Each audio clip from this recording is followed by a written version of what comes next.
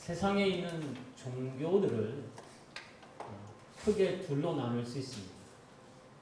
하나는 자기 스스로의 노력과 열심으로 구원에 이르는 자력 종교입니다. 또 하나는 스스로는 절대로 구원에 이를 수 없고 오직 신의 은총으로, 신의 열심으로 구원에 이르는 것이 바로 사력 종교입니다. 기독교는 전적으로 하나님의 은혜로 구원을 받는 사력 종교에 속합니다. 그래서 기독교에서 가장 중요한 단어가 있다면 계시와 은혜입니다. 은혜로 충만하신 하나님께서는 죄인들을 심판하기를 기뻐하지 않으셨습니다. 그렇다고 죄인들을 그냥 말 한마디로 용서하실 수도 없으십니다. 만약 죄에 대한 심판 없이 그냥 말 한마디로 용서하신다면 하나님의 공의는 세워질 수가 없는 겁니다. 여러분, 죄에 대한 심판이 없다면 누가 하나님을 두려워하겠습니까? 아마 심판이 없다면 이 세상은 삶 자체가 지옥일 것입니다. 이 세상을 살아가는 것 자체가 저주받은 그런 삶이 아닐 수 없을 것입니다.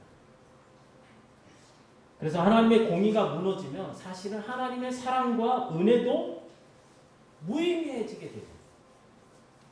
따라서 죄인된 인간을 구원하시려면 반드시 하나님의 공의, 하나님의 의가 만족이 되어야만 한다라는 사실입니다.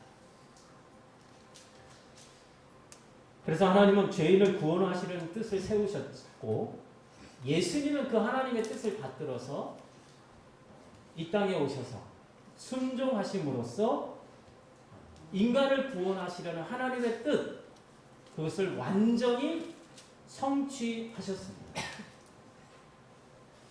이로써 예수님은 하나님의 공의를 만족해 하심으로써 인간을 구원하는 길이 되어주셨습니다. 여러분, 예수님이 자신을 희생해서 만드신 구원의 길, 여기는 더 보탤 것이 없습니다.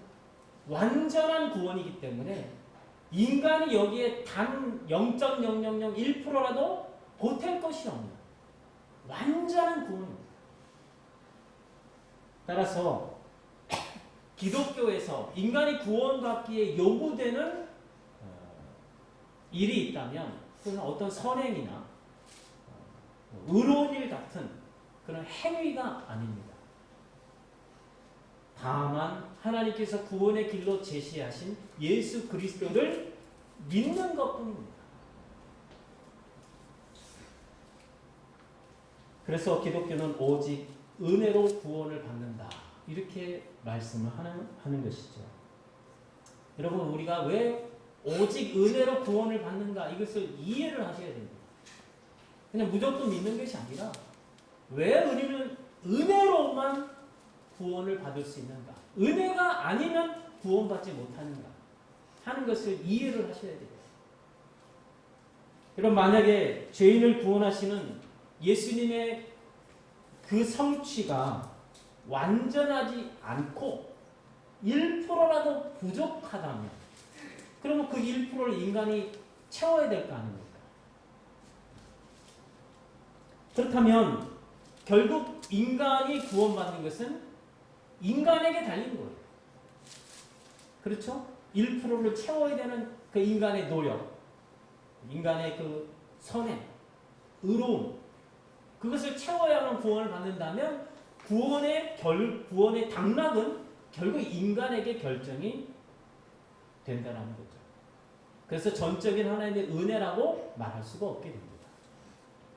근데 문제는 이 구원을 위해서 인간의 노력, 인간의 헌신, 인간의 의로운 선행이 단 1점이라도 요구된다면 불공평하고 억울한 일이 발생할 수밖에 없다는 것입니다. 여러분, 어떤 신자가 구원을 받기 위해서 신앙생활을 해요. 근데 열심히 애쓰고 수고하고 헌신했음에도 불구하고 1점에 아주 못 미치는 0.99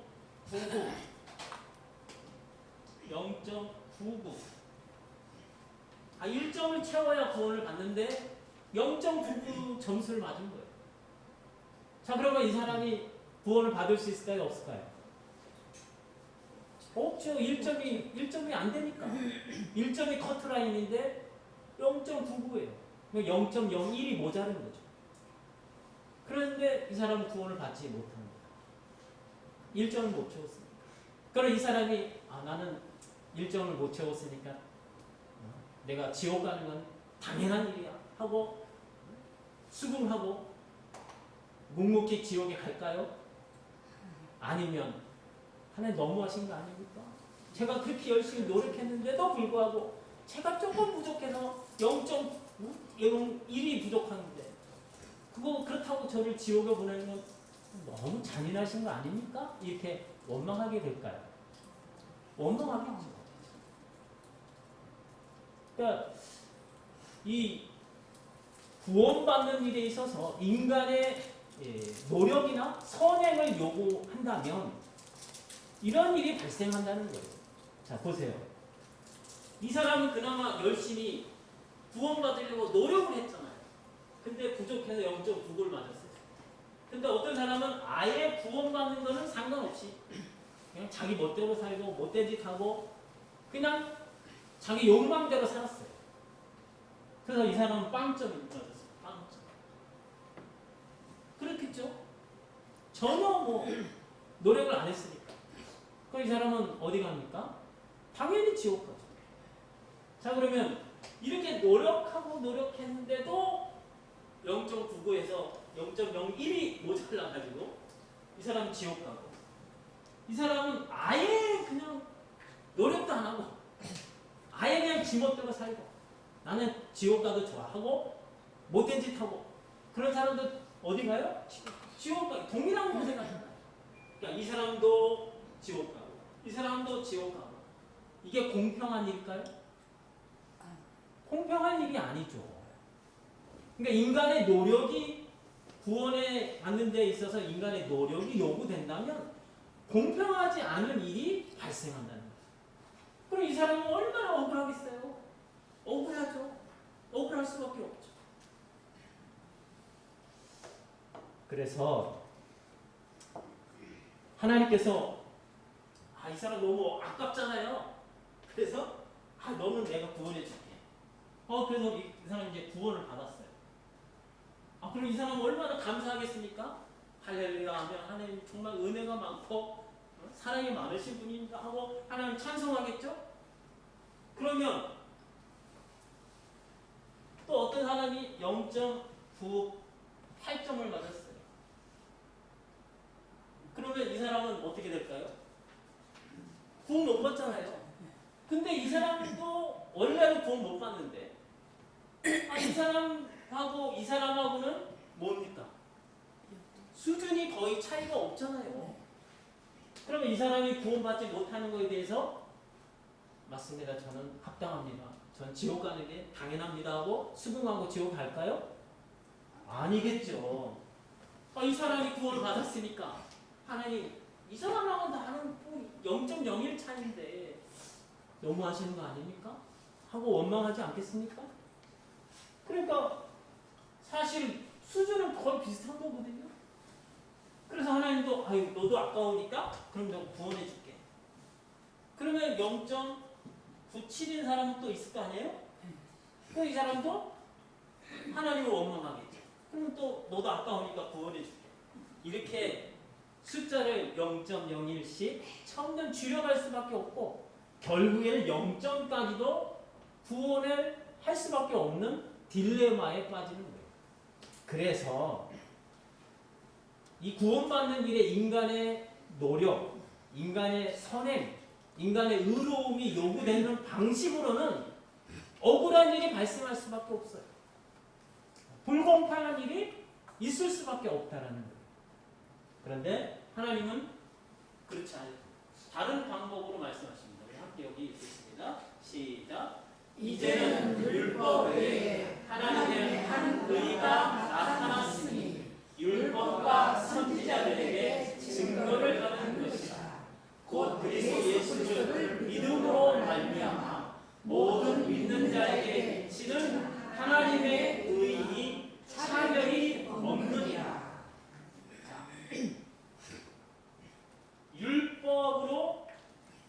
율법을 지켜서 자기 의를 만들어서 구원에 이르려는 그 종교가 자력종교죠.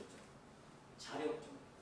자기 스스로 노력하고 열심을 내고 헌신해서 율법을 지켜서 구원에 이르려는 것이 자력종교인데, 근데 율법이라는 기준으로는 구원에 이르는 방식이 불공평하고 또 억울한 일이 발생할 수밖에 없다고 말씀드렸잖아요.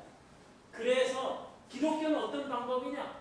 하나님의 한 의, 다시 말해서 하나님의 의가 우리를 구원하신다는 말씀입니다. 근데 이 하나님의 의는 바로 예수 그리스도를 믿음으로 말미암은 하나님의 의입니다. 그러니까 하나님께서 의를 율법이라는 방식을 통한 의가 아니라 하나님의 의, 하나님께서 만드신 의를 예수 그리스도를 통해서 제시하신 거예요. 그래서 우리는 예수 그리스도를 믿음으로 그 의를 받음으로써 구원을 얻는다는 것입니다.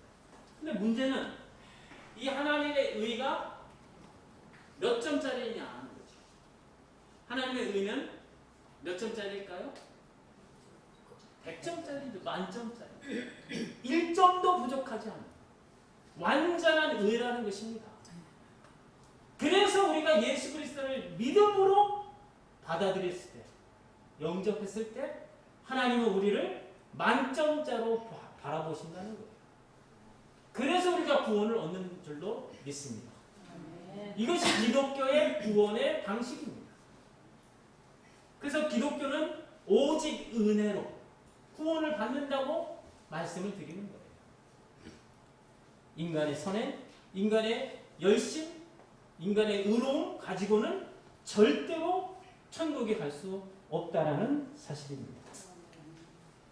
그래서 기독교 신앙의 핵심은 우리가 하나님을 기쁘시게 하기 위해서 어떤 선한 의도를 품고 내가 하나님을 위해서 계획을 하고, 그래서 이 계획을 이루기 위해서 내가 열심히 노력하고 헌신해서 하나님을 섬김으로써 구원을 받는 게 아닙니다.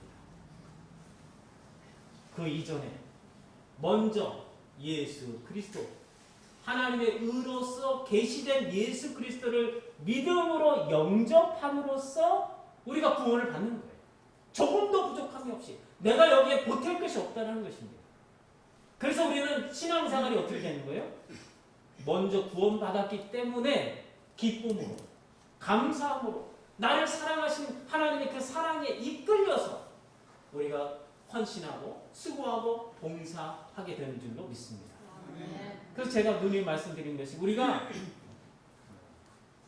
심판을 받는 이유가 뭘까요? 우리가 죄인이기 때문에 심판을 받는 거 아닙니다. 물론 죄가 있기 때문에 심판받는 건 맞아요. 그러나 우리가 죄인이기 때문에 심판받는 게 아니라 예수 그리스도를 거절하기 때문에 심판을 받는다는 말씀입니다. 우리 모두는 사실 죄인이에요. 송목사도 죄인이고 그 누구도 다 죄인입니다. 근데 우리가 심판을 받지 않는 이유가 뭡니까? 내가 잘나서, 내가 열심히 하나님을 섬겨서, 내가 하나님을 예배하기 때문에? 그게 아니라는 거예요. 오직 예수 그리스도를 믿는 그 믿음 때문에 내가 정죄당하지 않고 하나님의 온전한 구원을 받아 누리게 될 줄로 믿습니다. 그래서 열심과 정성과 노력이 필요 없다는 말이 전혀 아니죠. 다만 하나님의 뜻을 알지 못하면서 나 스스로를 분발해가지고 하나님 뜻을 전혀 모르고 하나님 뜻이 누굽니까? 예수 그리스도를 믿는 거거든요. 근데 그걸 모르고 그냥 자기가 내가 열심히 하나님을 섬겨서 내가 하나님을 감동시켜서 내가 하나님을 기쁘게 해서 내가 구원 받아야지, 이게 기독교가 아니라는 거예요. 그거는 종교지 기독교가 아닙니다. 여러분, 역사상 하나님을 향한 열심과 정성과 헌신의 측면에서 누구도 따라갈 수 없는 사람들이 있었습니다. 그 사람들이 누굴까요? 바리새인입니다. 근데 예수님이 바리새인들 향해서 뭐라고 그러십니까? 독사의 새끼들아. 예수님도 욕하셨어요. 독사의 새끼들아. 마귀의 자식들아. 그러면서 정죄하셨습니다. 왜 화를 선포하셨습니까? 그 바리새인들은 하나님의 의를 거절하고 자기 의를 세우려고 그렇게 열심히 냈기 때문입니다. 여러분, 우리가 볼 땐 자기 의는 대단해요.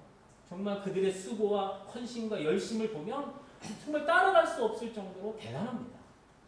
그럼 우리가 보기에는 대단해도 하나님 보시기에는 부족한 의라는 거예요. 자기가 만든 의는 아무리 노력해도 하나님 보시기에는 부족한 의가 될 수밖에 없습니다. 그래서 구원을 받는 일에 있어서 인간의 의가, 인간의 노력과 열심이 요구되는 방식으로는 절대로 구원을 받을 수가 없다는 것입니다. 오직 하나님의 의로서 계시된 예수 그리스도, 그분을 믿음으로 영접하는 자만이 하나님 보시기에 온전한 의를 갖고 있기 때문에 완전한 구원을 얻어 누리게 될 줄로 믿습니다. 그래서 우리가 우리 의지를 가지고 열심을 내고 정성하고 충성하고 봉사하기 이전에 먼저 우리를 위해서 예수님께서 어떤 일을 행하셨는가, 우리를 위해 우리 구원을 위해서 예수님이 행하신 것이 무엇인가를 배우고 알고 이해를 해야 한다라는 것입니다. 이것이 우리 기독교 신앙의 출발입니다. 요한복음 6장 28절 29절을 함께 읽겠습니다. 시작. 그들이 묻되 우리가 어떻게 하여야 하나님의 일을 하오리까? 예수께서 대답하여 이르시되 하나님께서 보내신 이를 믿는 것이 하나님의 일이라 하시니. 그들은 유대인들입니다. 유대인들이 묻습니다. 예수님, 우리가 어떻게 해야 하나님의 일을 하게 됐습니까?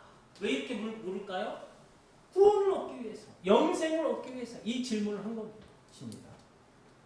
그래서 예수님은 너희가 영생을 얻으려면 선한 일을 많이 해라, 의로운 일을 많이 해라, 그렇게 대답하신 게 아니죠. 하나님께서 보내신 일을 믿는 것이 하나님의 일이니라, 이렇게 말씀해 주십니다. 왜 그렇습니까? 하나님께서 보내신 이 예수님께서 우리를 위해서, 우리 구원을 위해서 완성된 구원을 성취하셨기 때문인 줄로 믿습니다. 그래서 우리가 거기에 보탤 일이 없는 거예요. 우리가 아무리 대단하고 헌신하고 노력해도 거기에 조금도 우리의 의를 보탤 수가 없는 완전한 의이기 때문에, 그래서 우리는 예수 그리스도를 믿기만 하면 우리를 구원하시면 하나님의 뜻을 성취하시는 줄로 믿습니다. 아멘. 그래서 기독교는 오직 믿음만이 구원의 길이라, 이렇게 선포하는 것입니다. 근데 이제 이런 기독교의 교리는 사람들에게는 인기가 별로 없습니다. 왜 그럴까요? 공짜로 주는 것인데 왜 인기가 없을까요? 구원을 위해서 인간에게 역할이 조금이라도 있어야, 그래서 힘들게 그 자기에게 할당된 그 역할을 노력하고 땀 흘리고 선행을 많이 해서 성취를 해야 인간은 성취감도 가지고 또 자존감도 높아지고 그리고 보람도 있고 또 자기의 자랑거리가 되잖아요. 근데 예수님을 믿고 구원을 얻는 일의 이 방식으로는 인간은 자랑거리가 전혀 있을 수 없거든요. 오히려 나는 구원 얻기에 전적으로 무능하고 너무나 큰 죄인이고 하나님의 은혜가 아니면 망할 수밖에 없는 그런 것을 인정을 해야만 예수 그리스도를 영접할 수 있잖아요. 근데 이것이 인간의 본성에는 참 너무나 힘든 거예요. 인간은 본능적으로 다른 사람과 비교해서 자기를 차별화하려는 본성이 있습니다. 그래서 남과 내가 보기에 참 별 볼일 없는 사람과 동급으로 취급받는 것을 자존심 상해해요. 그래서 뭔가 구원받는 일에 있어서 내가 남보다 다르고 내가 열심을 내고 헌신하고 내가 조금 더 남보다 노력했기 때문에 구원받는다 그러면 좋아할 텐데 그러지 않고 다 그냥 믿음으로만 구원을 받는다. 여기는 차별이 없다. 그러니까 별로 인간의 본성에는 이게 만족스럽지 않은 거죠. 이러한 인간의 자존심, 자신이 남들과 다르다는 이 인간적인 우월감, 이것을 부인하지 않고는 복음을 받아들일 수가 없다는 사실입니다.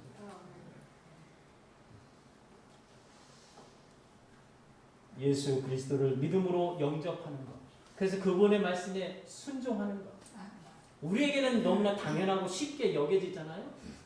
그러나 기독교를 모르는 사람들은 이것처럼 기분 나쁜 게 없는 거예요. 자기 스스로 떳떳하게 노력하고 열심을 내서 구원을 얻어야지 합당하지. 그렇게 생각하지.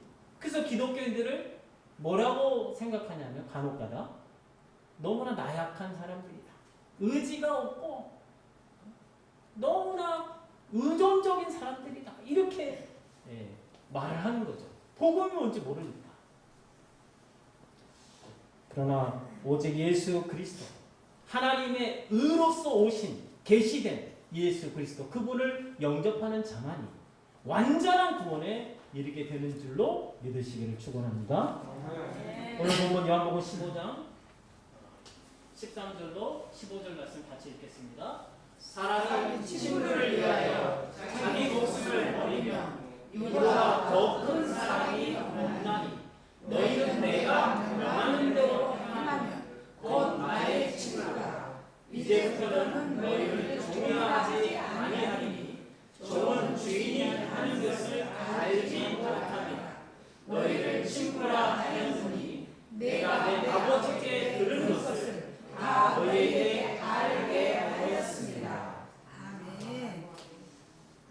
하나님의 은혜로 예수 그리스도를 믿음으로 말미암아 구원받은 우리의 신분은 무엇일까요? 우리는 사실 구원받기에 전혀 자격이 없잖아요. 하나님의 구원을 요구한 적도 없습니다. 오히려 하나님의 원수짓만 했고 하나님을 미워하는 짓만 했던 죄인들이었습니다. 그러니 우리가 구원을 받았잖아요. 은혜로. 그럼 우리 어떻게 해요? 그냥 끽소리도 말고 하나님이 명령하신 대로 그냥 무조건 따라야 하는 종일까요? 물론 성경에는 우리를 종이라고 표현하기도 합니다. 하나님의 종, 예수 그리스도의 종 이렇게 표현하기도 해요. 그러나 하나님께서 독재자처럼 우리를 그분의 기분 내키는 대로 우리를 부려먹는 그런 종일까요? 그건 아니죠. 하나님 절대로 독재자가 아닙니다. 그리고 하나님은 우리를 구원하신 목적이 우리를 부려먹기 위해서 구원하신 게 아닙니다. 우리를 써먹기 위해서, 한마디로 우리를 어떤 목적을 위한 수단으로 삼아서 하나님이 필요로 해서 우리를 구원하신 게 아니에요. 오히려 하나님의 영광의 찬송이 되라고 우리를 구원하신 줄로 믿습니다. 그러한 어떤 불종적인 태도를 가지고 주님께 순종해야만 하는, 복종해야만 하는 종이 아니라 하나님의 영광스러운 자녀, 하나님 보시기에 존귀한 백성으로 우리를 삼아 주신 줄로 믿습니다. 그래서 오늘 본문에서도 예수님이 우리를 종이라 하지 않고 친구라 불러주십니다. 예수님은 처음부터 우리를 친구로 여겨주시고 구원해 내신 것이지 단계 봐가면서 너는 종이고 너가 더 열심히 노력하면 이제 친구가 되고 그런 게 아니에요. 처음부터 우리를 친구 삼으시려고 예수 그리스도께서는 자신을 희생하여 우리를 구원해 내신 줄로 믿습니다.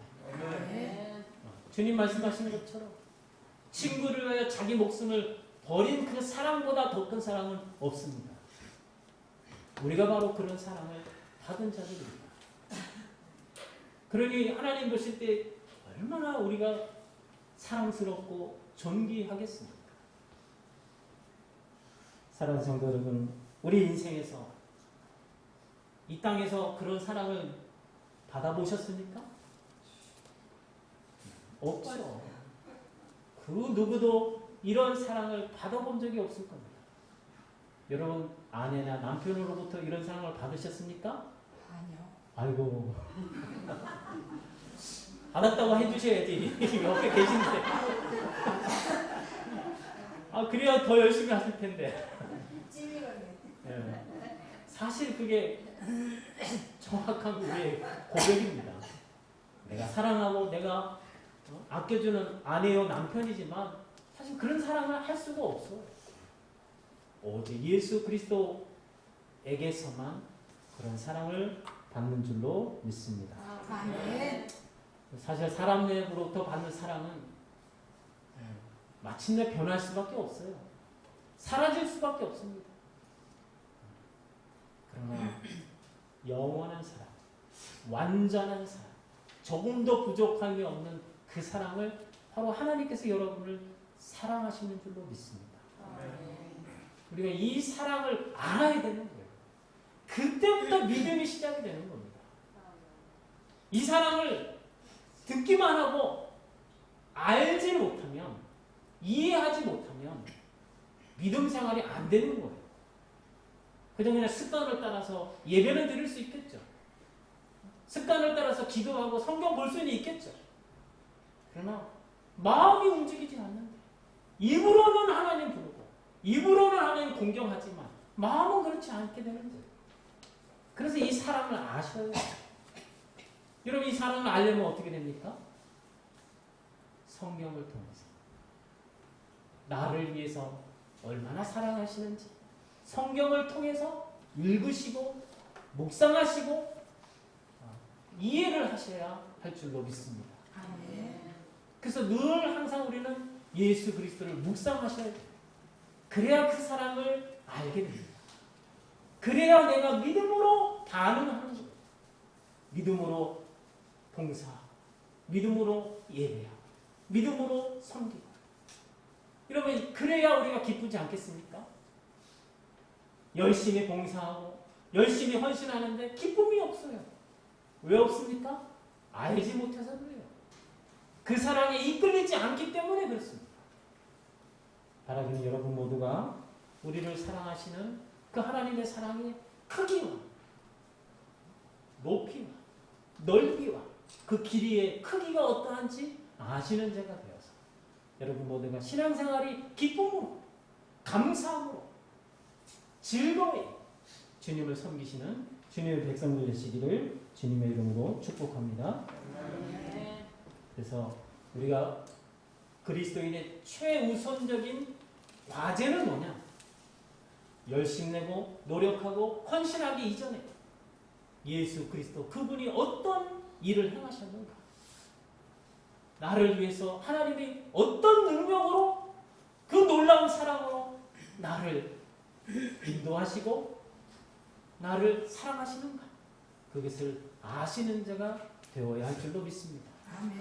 그래서 여러분이 얼마나 큰 사랑을 받은 자인지, 얼마나 존귀한 대접을 받는 자인지, 여러분이 얼마나 복되고 행복한 자인지, 여러분이 받은 구원이 얼마나 놀랍고 영광스러운 구원인지 기쁨으로, 감사함으로, 즐거이 하나님을 섬기시는 주님의 백성들 되시기를 주님의 이름으로 축복합니다. 아멘.